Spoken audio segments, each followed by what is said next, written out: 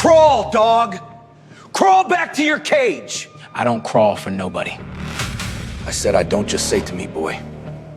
What did you crawl? Not for you, not for anyone. That was Bryant Irwin, blind, black, and standing in the middle of cell block D, talking back to the one man nobody ever talked back to. Colt Dawson laughed, looked at his boys, then stopped laughing.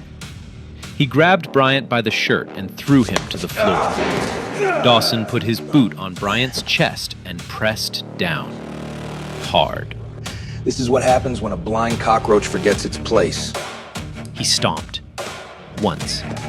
Twice. 3 times. Each one harder than the last. His crew cheered. 40 inmates watched.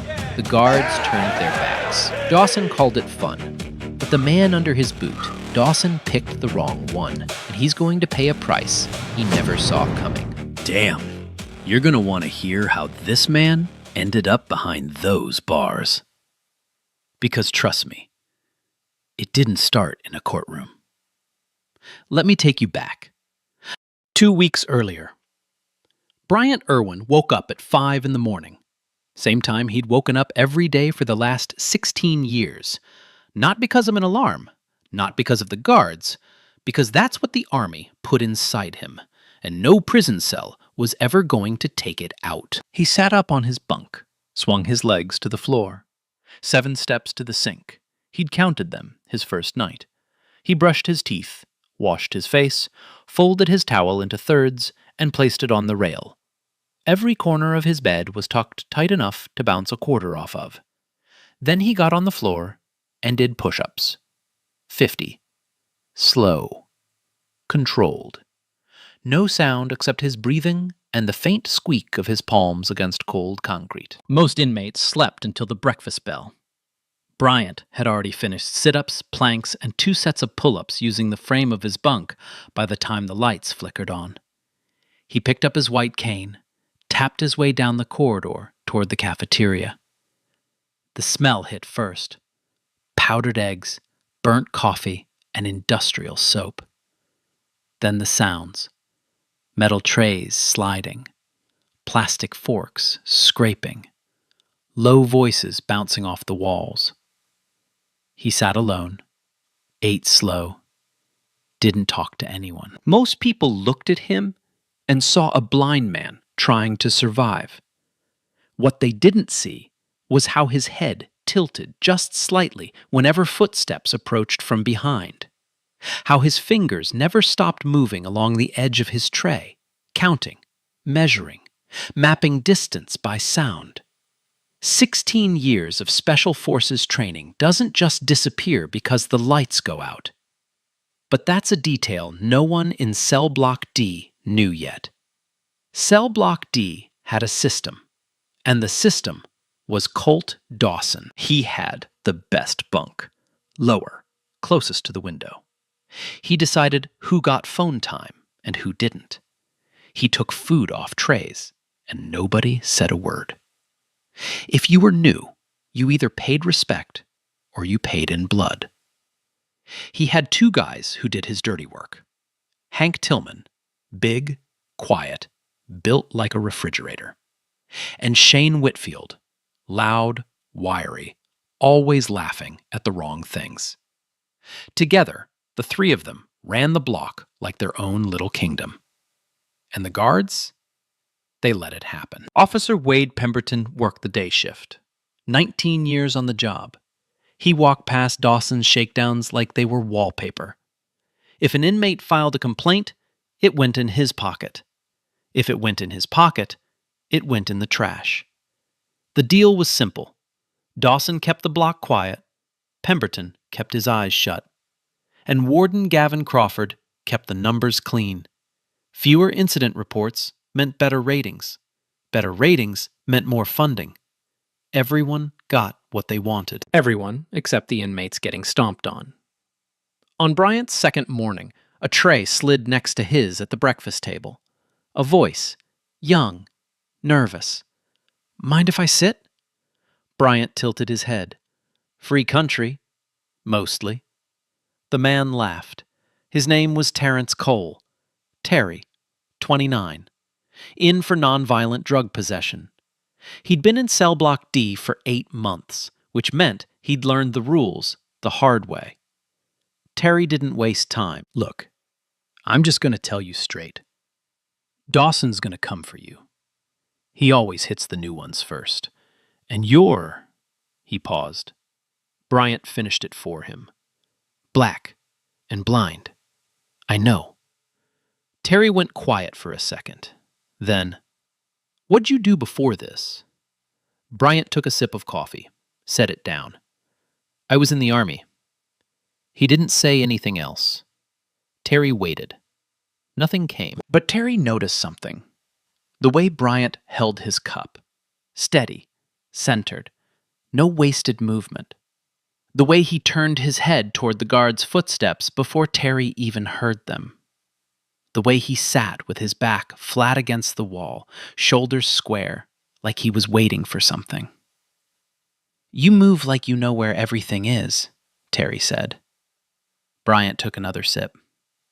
I do. It started on the 3rd day. Bryant was sitting in the common room.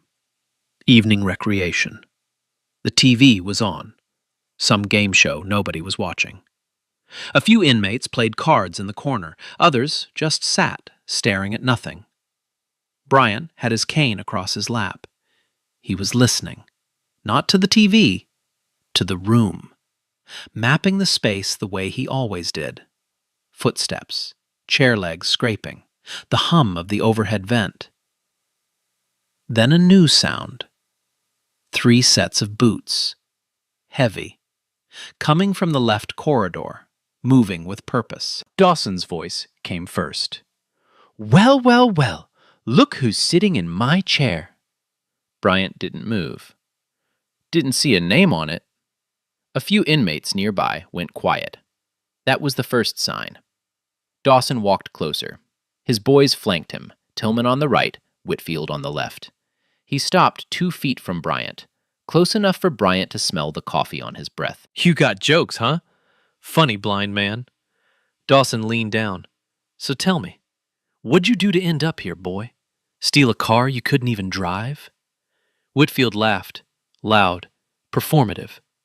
Bryant's jaw tightened, just barely. Aggravated assault. Dawson raised an eyebrow, looked back at his crew. Aggravated assault? You? He let out a slow whistle. What'd you do? Trip somebody with your little stick?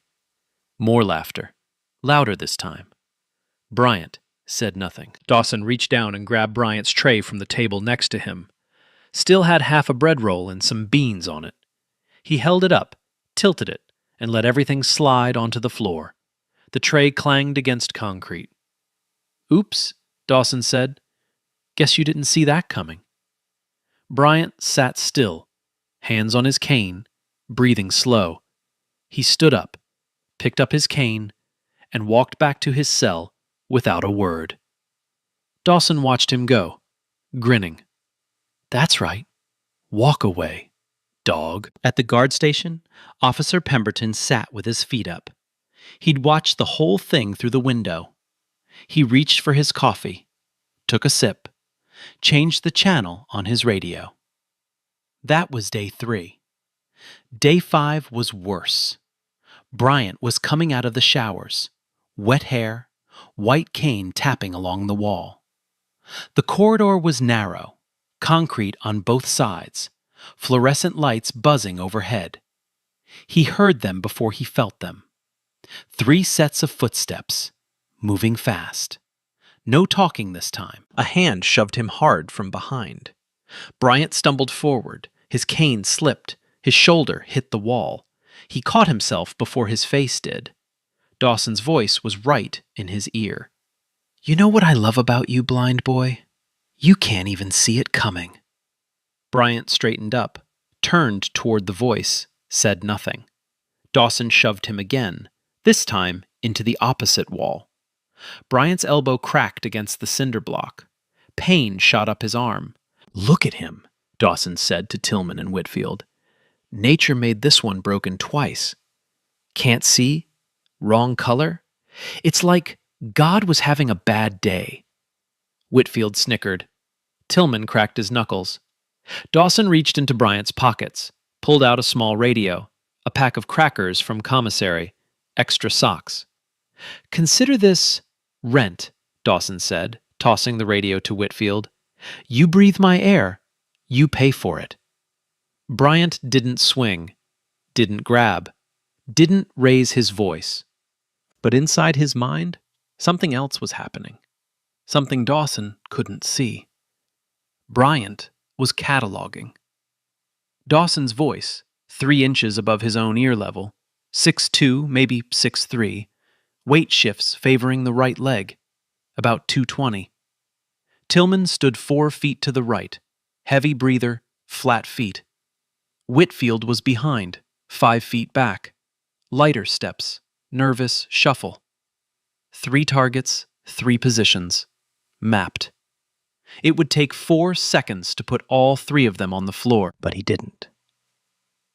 Because somewhere outside these walls, Colonel Nathan Brooks was working on his appeal. 1 incident report, 1 fight, 1 write-up, and all of that goes away. The appeal dies, the sentence stays, maybe gets longer. Bryant swallowed the rage like broken glass. He picked up his cane, walked to his cell, sat on his bunk, and pressed his palms together until the shaking stopped. That night, Terry came by. "I saw your arm. What happened?" "Nothing." That ain't nothing, man. Your elbow's swelling up. Bryant flexed his fingers. Everything still worked. "I've had worse." Terry sat on the edge of the bunk, lowered his voice. "Where? You said army.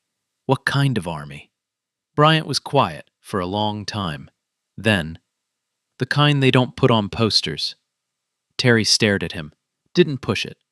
The next morning, Terry did something Bryant told him not to do. He wrote a formal complaint. Detailed. Dates. Times. What Dawson said. What Dawson took. He folded it neatly and handed it to Officer Pemberton at the guard station. Pemberton unfolded it, read it slow, folded it back up. "I'll look into it," he said. He put it in his breast pocket. Terry watched him walk to the staff bathroom, heard the toilet flush. That was the complaint. 3 days later, Bryant filed his own. Used the official grievance box, the metal slot bolted to the wall outside the warden's office. He dictated it to Terry, who wrote it out word for word. Clear, specific, professional. It came back 10 days later, stamped in red, unfounded, no corroborating evidence. Bryant held the paper in his hands, ran his fingers over the stamp. He didn't need to see it. Terry read it out loud. That was enough. The system wasn't broken. The system was working exactly how it was designed to work. That same week, Pemberton pulled Dawson aside in the corridor. Casual, like old friends. "Your blind guy's got a little helper now. Cole filed a complaint." Dawson grinned. "The blind cockroach has a seeing eye dog? Cute." Pemberton shrugged. "Just thought you'd want to know." "Appreciate it, officer." Dawson gave a mock salute. "I'll send him a thank you card." Pemberton walked away. Dawson cracked his neck. Terry wasn't just a witness anymore. Now he was a target, too. That night, Bryant sat on his bunk and made a phone call. The prison phone was cold against his ear. He punched the number from memory. 3 rings. Then a voice. Steady. Authoritative. "Brooks?" "Colonel, it's Irwin." A pause. "Talk to me, son." "It's getting complicated in here, sir." "How complicated?" Bryant listened to the corridor. Footsteps passing. A guard's radio crackling. An inmate coughing 2 cells over. The kind where I have to keep reminding myself I'm not in Kandahar. Silence on the other end. Then Colonel Brooks said something Bryant needed to hear. "Hold the line, soldier. I'm working on it. Don't give them a reason." Bryant hung up, sat in the dark, and held the line. Day 10. Dawson was bored, and when Dawson got bored, somebody bled. It was evening. Common room. Most of the block was there, some watching TV, some playing dominoes, some just sitting and counting the hours. The air was thick with body heat and the smell of instant noodles from the microwave in the corner. Dawson stood up on a chair, clapped his hands twice. "All right, boys, I got a new game tonight. Everybody listen up." The room went quiet, not because they wanted to listen, because they knew what happened when they didn't. Dawson pointed at Bryant, who was sitting by himself near the back wall. "Bring me the blind one." Tillman walked over, grabbed Bryant by the arm. Bryant pulled back. Tillman squeezed harder and dragged him to the center of the room, pushed him into the open space between the tables. Bryant stood there, cane in hand, 40 sets of eyes on him. Dawson hopped off the chair, circled him, slow. "Here's the game," Dawson announced. "Let's test how good blind boys' senses really are. I heard when you lose your eyes, everything else gets stronger. Let's find out." He shoved Bryant from behind. Bryant stumbled forward, caught himself. Whitfield shoved him from the left. Bryant staggered. Tillman shoved him from the right. Bryant almost fell. They kept going, spinning him, pushing him, like a toy they couldn't break, round and round, each shove harder than the last. Some inmates looked away. One young kid near the TV covered his face with his hands.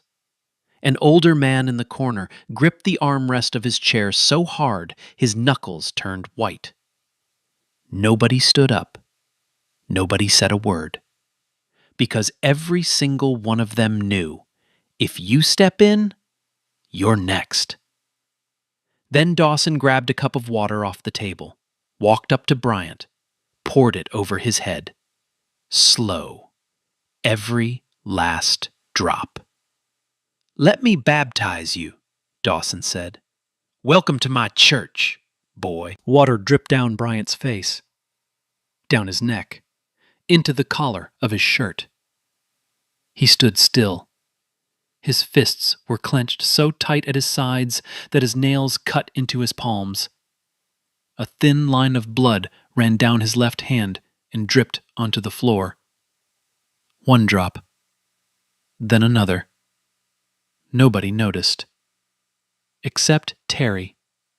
He saw it from across the room, and he had to look away because his own hands were shaking. At the guard station, Officer Pemberton stood with his arms crossed. He watched for about 30 seconds. Then he turned around and walked to the other end of the block. Didn't look back. Didn't write a single word. Bryant controlled his breathing. 4 counts in, 4 counts out. Combat breathing. The same technique he used when bullets were cracking overhead in Helmand Province. The only thing keeping 16 years of training from ending this in 3 seconds. After they got bored, Dawson waved his hand and Tillman shoved Bryant back toward his cell. Bryant hit the doorframe with his shoulder, caught himself on the wall. Dawson called out behind him, "Same time tomorrow, blind boy. Don't be late." That night, Bryant sat on his bunk. He didn't move for 2 hours. His shirt was still wet. The water smelled like the instant coffee Dawson had been drinking. It soaked through to his skin and stayed there, cold, like the humiliation was something you could wear. He pressed his palms flat on the mattress, counted his breaths, and waited for morning. Day 12, 2:14 in the morning. Bryant was asleep. The cell block was dark, just the low hum of the emergency lights and the occasional snore from down the corridor. Then, a sound. Metal rolling on metal, his cell door sliding open. Bryant's eyes didn't work, but his ears did. 3 sets of footsteps, one heavy, one medium, one light. He knew who they were before the first word was spoken. Tillman and Whitfield came in fast. They grabbed his arms and pinned him flat on his bunk, face up, his shoulders pressed into the thin mattress.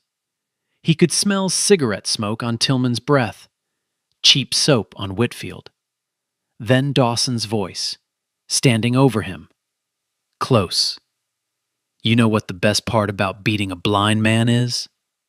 Bryant didn't answer. Dawson leaned in. "He can't pick you out of a lineup." The first punch hit Bryant in the ribs, left side. Then another, right side. His body jerked, but Tillman and Whitfield held him down. Dawson took his time. Ribs, stomach, ribs again. Methodical. Like he'd done this before. Because he had. Then came the boot. Dawson stomped on Bryant's right hand. The sound was wrong. Knuckle against concrete with skin and bone in between. Bryant's jaw locked. A low groan escaped through clenched teeth. But he didn't scream. 16 years of training had burned that reflex out of him a long time ago. Dawson wasn't done.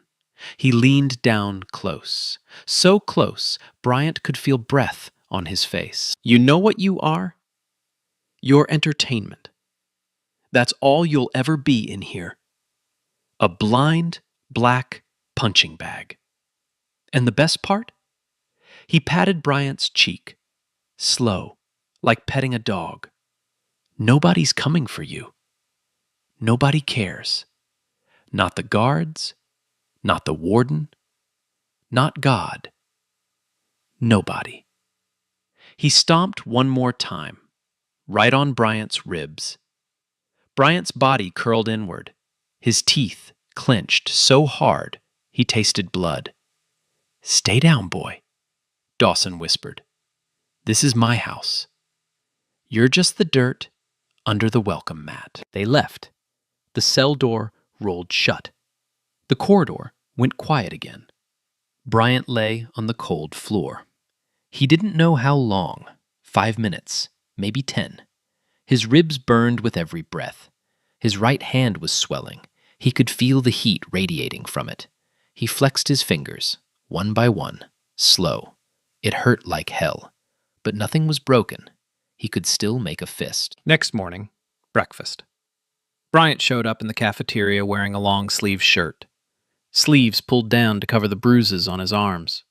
He ate with his left hand. Didn't say why. Pemberton walked past his table, glanced at him, kept walking. In the daily log that night, Pemberton wrote, "No incidents to report." Terry found Bryant in his cell after lunch, saw the swollen hand, the way Bryant held his ribs when he sat down, the way he flinched when he reached for his water cup. "We gotta do something, man." Bryant shook his head. "There's nothing to do inside the system. The system is Dawson's. Then we go outside the system." Bryant didn't respond, but he didn't say no. That Saturday, Terry had a family visit. His cousin Darnell came in from Youngstown. They sat across from each other at the plastic table, talked about normal things, Mama's cooking, the Browns losing again, his niece's first birthday. Then Terry slid a folded piece of paper across the table, small, hidden under his palm. Darnell looked at it, looked at Terry. "There's a phone number on that paper," Terry said quietly. "A name. Colonel Nathan Brooks. You call him. You tell him his soldier needs help. F.C.I. Elkton. Cell block D. Tell him it's bad." Darnell put the paper in his pocket without looking at it. "How bad?" Terry looked him in the eye. "Bad enough that a blind man is bleeding every night and nobody's writing it down." Darnell nodded. He didn't ask anything else. The call was made that evening. Day 15. The last day things would ever be the same in Cell Block D. Dawson called it his masterpiece. Common room. Full house. Every inmate in the block either sitting or standing along the walls. Dawson had made sure of it. He wanted an audience. He dragged Bryant to the center of the room, same spot as before, the spot where everyone could see. All right, blind boy, here's how this works. Dawson stood in front of him, arms crossed, voice loud enough for every corner of the room. You get on your knees. You say, "Thank you, sir," and maybe, just maybe, I let you eat dinner tonight. The room was dead silent. Nobody moved. Nobody breathed. Bryant stood there, cane at his side, head tilted slightly toward Dawson's voice. Then, quiet and steady, "No." The word landed like a grenade. Dawson's smile disappeared. His eyes narrowed. In 5 years of running Cell Block D, nobody had ever said that word to him in front of a crowd. "What did you just say?" Bryant didn't hesitate. "I said no, and I'll say it again so you hear it clearly. No." Dawson's neck went red. His fists clenched. "You're done," he said, low, almost a whisper. He pulled back his right arm, loaded everything into one punch, aimed straight at Bryant's jaw, and swung. "Yo! Seriously? Imagine you're standing right there, watching a blind man get dragged to the middle of a room every single night. Guards doing nothing, nobody stepping in, and you can't do a damn thing about it. Now tell me, how long could you take that before you snap?" Dawson swung a full right hook. 220 pounds of force aimed straight at a blind man's jaw. It never landed. Bryant's left hand came up and caught Dawson's wrist, mid-swing, in the air, like he'd been waiting for it his whole life. Not a block, a trap. The room froze. 40 inmates, not one of them blinked. What happened next took 8 seconds. Bryant redirected Dawson's momentum, used the weight of the punch against him. His right hand hooked behind Dawson's lead ankle and swept it clean off the ground. Dawson went down, face first. His chin hit the concrete. The sound was sharp, like a wet slap on stone. His teeth cracked together. Blood sprayed from his lip. He tried to push himself up, got one hand under his chest. Bryant was already there. He locked Dawson's right arm behind his back, standing joint lock, controlled, surgical. The kind of move that looks simple, but takes a decade to master. Dawson screamed. His face pressed into the floor, his arm twisted at an angle that was 1 inch from snapping. "Don't move," Bryant said. Quiet. Almost gentle. Hank Tillman didn't think. He rushed in from the right, 250 pounds, charging like a freight train. Bryant heard him coming. Every step, the heavy breathing, the flat-footed stride. He released Dawson, sidestepped left, caught Tillman's arm as it swung past, and used the big man's own momentum to drive him headfirst into the wall. 2 moves, less than a second. Tillman slid to the ground like a bag of wet sand. Dazed. Done. Shane Whitfield was standing 6 feet away. His eyes were wide. His hands came up. "I'm out," he said. His voice cracked. "I'm out. I'm done." Bryant didn't touch him. He stood in the center of the room, breathing normal. Not a scratch on him, not a hair out of place. He bent down, picked up his white cane from the floor, straightened his shirt. Then he said one word. "No." 40 inmates stared. Nobody moved. Nobody spoke. The only sound was Dawson groaning on the floor, holding his twisted arm, blood dripping from his mouth onto cold concrete. 8 seconds. That's all it took. And every person in that room understood the same thing at the exact same moment. They had been watching a wolf dressed as a lamb. Word spread through the facility like fire through dry grass. By lights out, every cell block knew the story.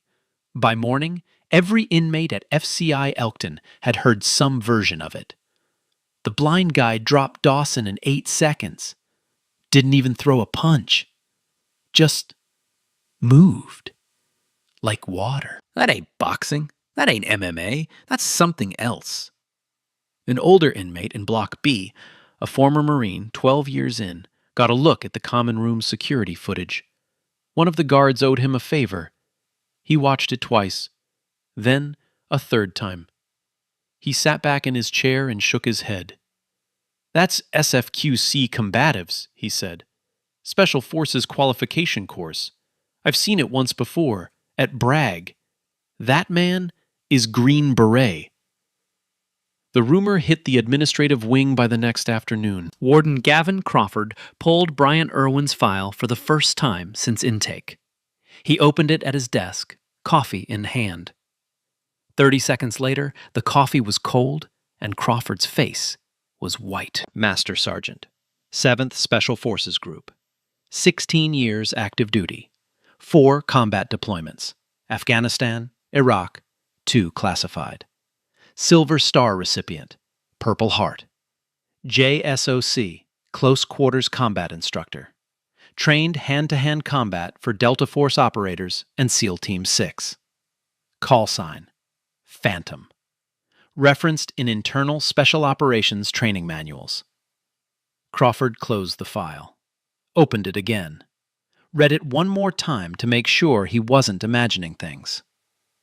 He wasn't. He picked up the phone and called Pemberton. "Get to my office. Now." Pemberton showed up 10 minutes later. Still had crumbs on his shirt from lunch. Crawford didn't offer him a seat. "Do you have any idea at all, who you've been letting Dawson use as a punching bag for the last 2 weeks?" Pemberton shrugged. "He's just some blind—" "He's a decorated Green Beret." Crawford's voice was shaking. "Special Forces. The kind of soldier who trains the soldiers we already call the best in the world. A Silver Star recipient who lost his eyesight saving 4 men in Afghanistan." Pemberton's face went gray. "And every single thing that happened to him in your block, the beatings, the stomping, the shakedowns, the night you left his cell door unlocked, all of it is about to come out. How do you—" Because Colonel Nathan Brooks, his former commanding officer, just made 3 phone calls. 1 to a military lawyer, 1 to a journalist at the Washington Post, and 1 to a congressman on the Armed Services Committee. Pemberton opened his mouth. Nothing came out. Crawford leaned forward. "So I'm going to ask you one time, and you better think real hard before you answer. What exactly have you been doing on your shift for the last 2 weeks?" Crawford went into full lockdown mode. Not the kind that protects inmates, the kind that protects careers. First call, the Bureau of Prisons Regional Office. "We had a minor altercation in cell block D. Situation is contained. No serious injuries."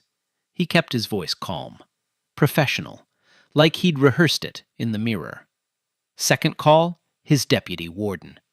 "I need every incident report from Block D for the last 60 days on my desk by 5 o'clock. And I need them clean." Clean. That was the word he used. Third move, Dawson. Transferred to solitary confinement within the hour. Not as punishment. Crawford made sure the paperwork said administrative separation for the safety of all parties. No admission of fault. No mention of the beatings. Just bureaucratic language designed to say nothing while covering everything. Dawson sat in solitary and stared at the wall. His right arm was in a sling. His lip was stitched. And for the first time in 5 years, the king of Cell Block D had nothing to say. because it was finally hitting him. The blind man he stomped on for fun. The man he poured water on. The man he pinned to the floor at 2 a.m. and kicked in the ribs while his boys held him down. That man could have killed him at any point, any day, any second, and chose not to. That thought was worse than the arm. Crawford's next problem was Pemberton. He suspended him that afternoon, pending internal review. Pemberton took it quietly. Too quietly. Because Pemberton had his own mess to clean up. That night, Pemberton drove back to the facility after hours, badged in through the staff entrance, went straight to the security office. He needed the footage from day 12, the night attack. If that video got out, it wouldn't just end his career, it would end his freedom. He sat down at the terminal, pulled up the file, hit delete. A pop-up appeared on screen. File backed up to Federal Bureau of Prisons central server. Local deletion does not affect archived copies. Pemberton stared at the screen for a long time. Then he put his head in his hands. The footage was already gone, copied to a server he couldn't touch, in a building he'd never see the inside of. Every second of that night, him unlocking the cell door, walking away, Dawson and his boys going in, the sounds, the shadows, everything, backed up and time-stamped.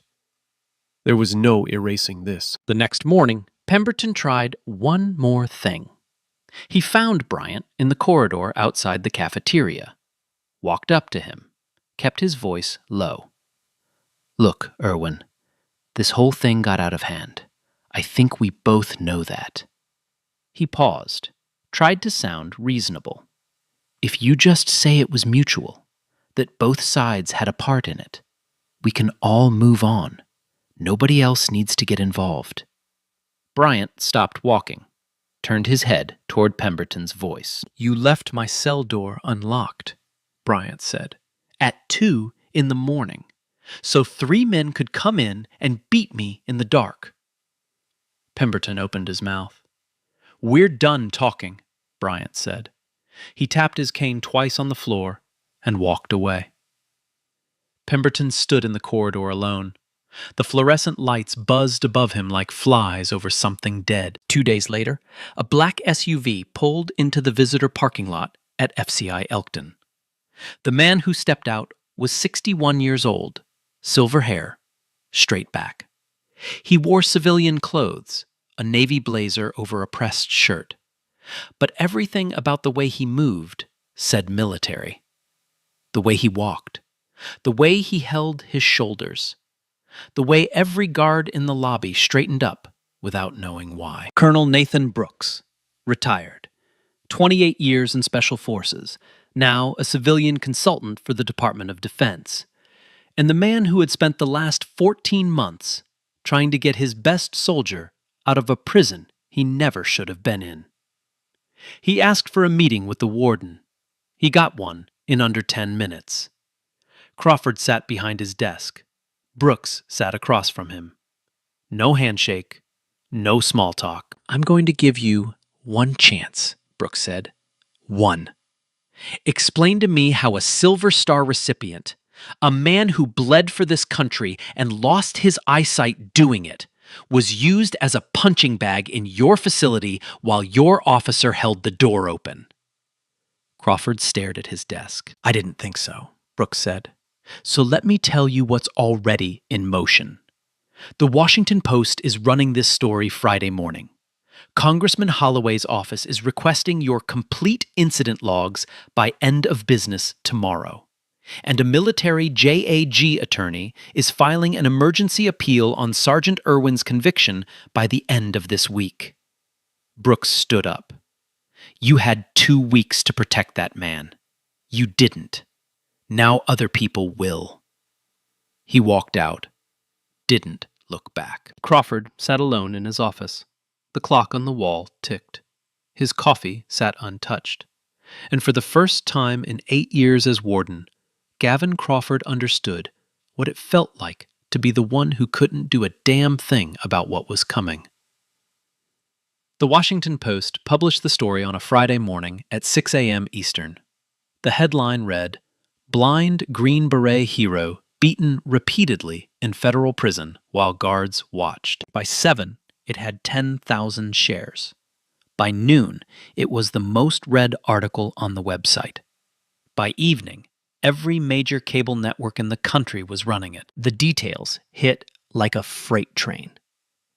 Bryant Irwin, Master Sergeant, 7th Special Forces Group, 16 years of service, 4 combat deployments, Silver Star, Purple Heart, blinded by an IED in Helmand Province while pulling 4 teammates out of a burning vehicle, convicted of aggravated assault for defending a homeless veteran, sentenced to 14 months in a federal facility where he was systematically beaten, humiliated, and stomped on by a white supremacist inmate, while a corrections officer unlocked his cell door to let it happen. The article named names: Colt Dawson, Officer Wade Pemberton, Warden Gavin Crawford, FCI Elkton.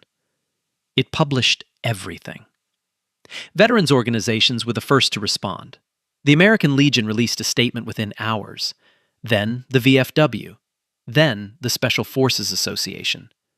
All of them said the same thing in different words. This was a disgrace. Then the Pentagon weighed in. A formal statement from the Department of Defense press office. Master Sergeant Bryant Irwin served with extraordinary distinction in the most demanding assignments our military has to offer. His sacrifice and service deserve better than what he received. Social media did what social media does. The hashtag went up before lunch. Hashtag Justice for Bryant. It trended nationally by 3 in the afternoon. By midnight, it was the #1 trending topic in the United States. Footage leaked, shot on contraband phones by inmates who had watched it all happen. Grainy, shaky, but clear enough. Dawson pouring water on Bryant's head. The shoving circle in the common room. Bryant standing still while 3 men pushed him around like a rag doll. Millions of people watched a blind war hero get humiliated for sport. And millions of people got angry. The Department of Justice moved fast. The Office of Inspector General opened a formal investigation into FCI Elkton the following Monday. Special Agent Diana Ellis led the team.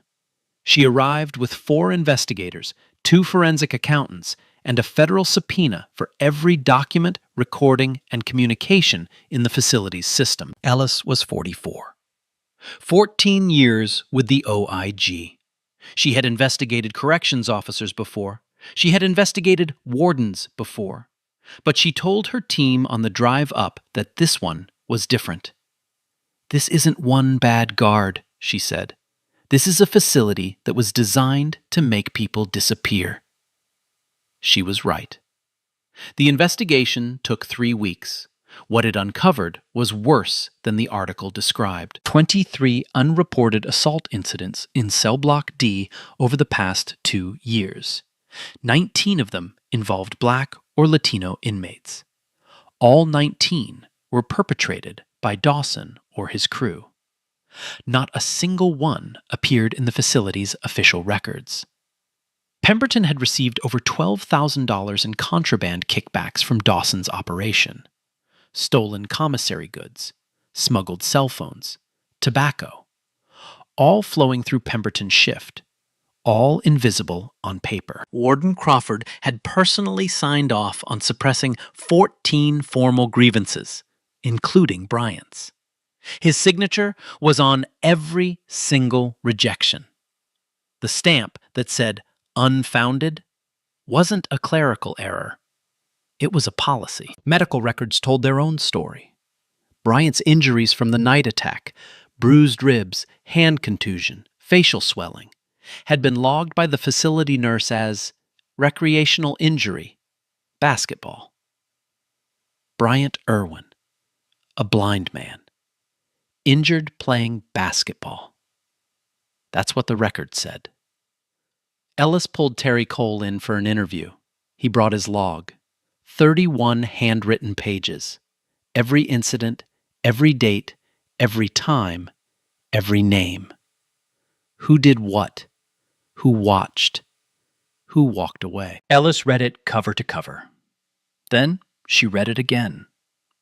"How long did it take you to write all this?" she asked. "Every night," Terry said, "after lights out.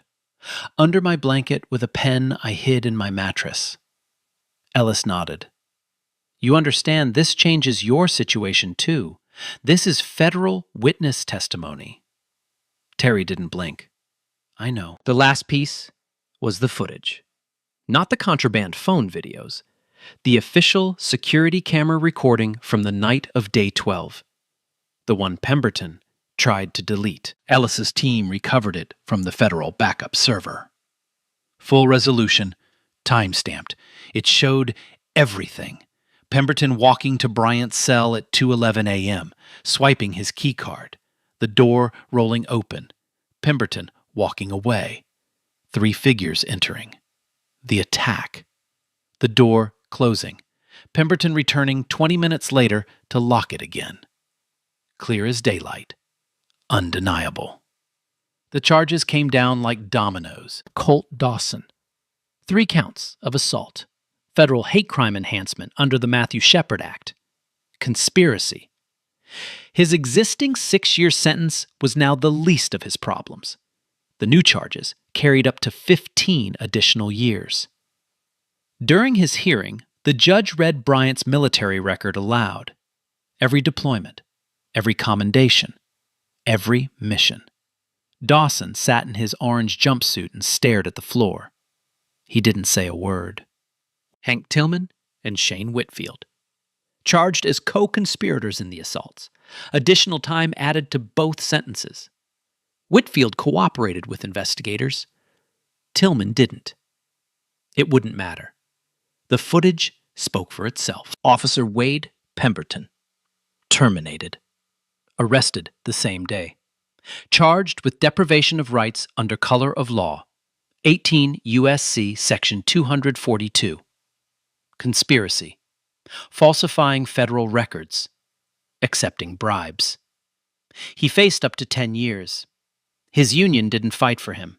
His lawyer advised a plea deal. Pemberton took it. Warden Gavin Crawford.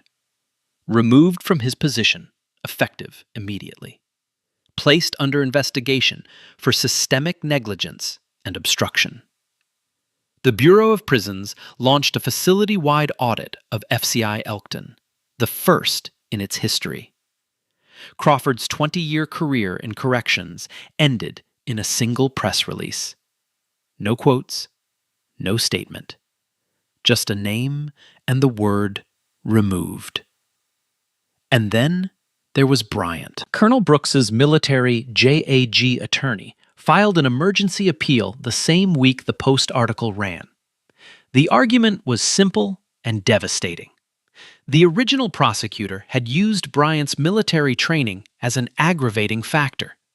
He'd told the jury that Bryant's hands were lethal weapons and that his intervention to protect a homeless veteran was disproportionate force by a trained killer. The appeals judge reviewed the case, reviewed the trial transcript, reviewed Bryant's service record, and wrote an opinion that would be quoted in law schools for years.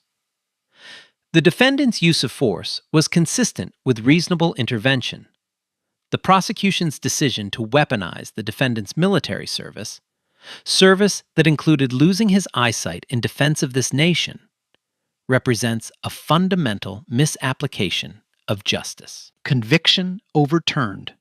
Sentence vacated. Bryant Irwin was ordered released. The day he walked out of FCI Elkton, the sky was gray. Light rain. He could feel it on his face. His white cane tapped the wet pavement as he stepped through the front gate. Colonel Brooks was standing in the parking lot, hands in his pockets. He'd driven 4 hours from D.C. that morning. Bryant stopped, tilted his head. "Colonel." "Sergeant."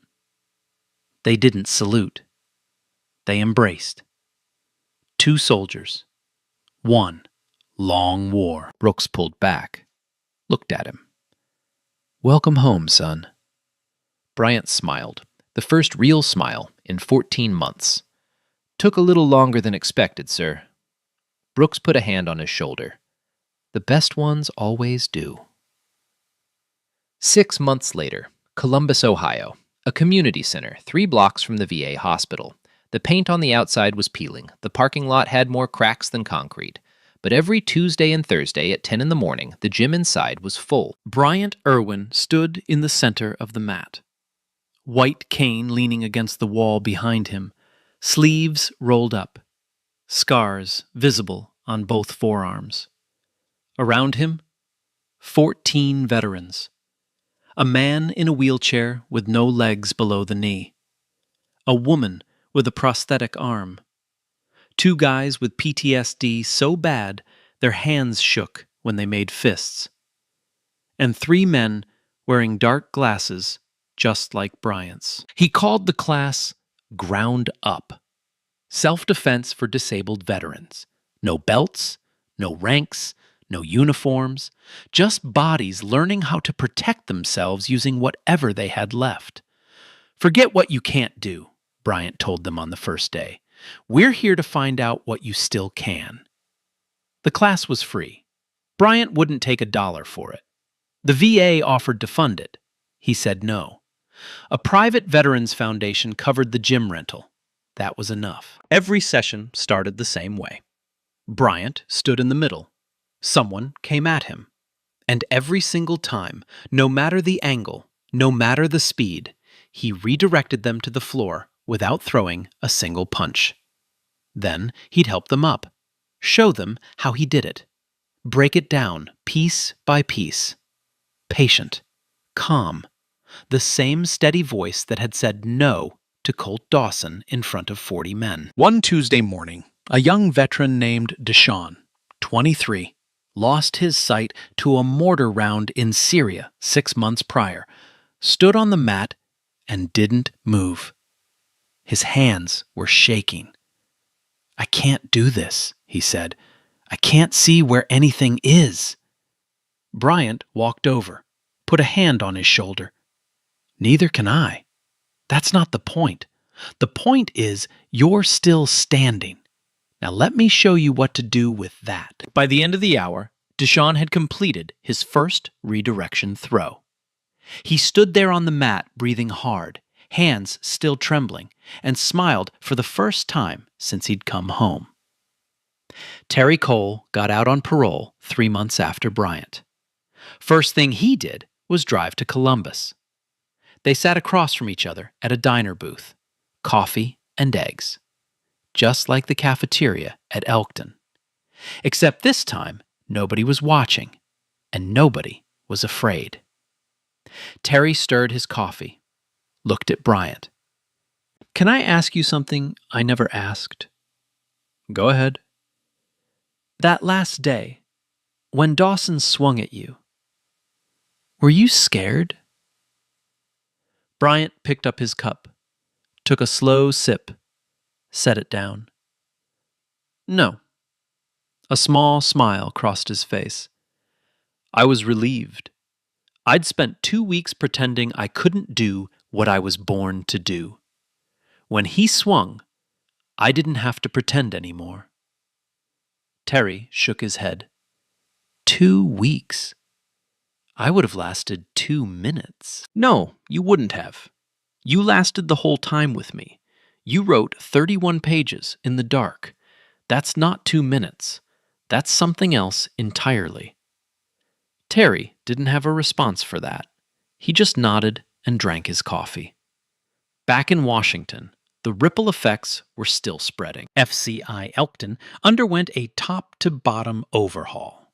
New oversight protocols, body cameras mandatory for all corrections officers, an independent grievance review board with civilian members, the first in the federal prison system. Pemberton's case became a Bureau of Prisons training module, how institutional corruption enables inmate abuse.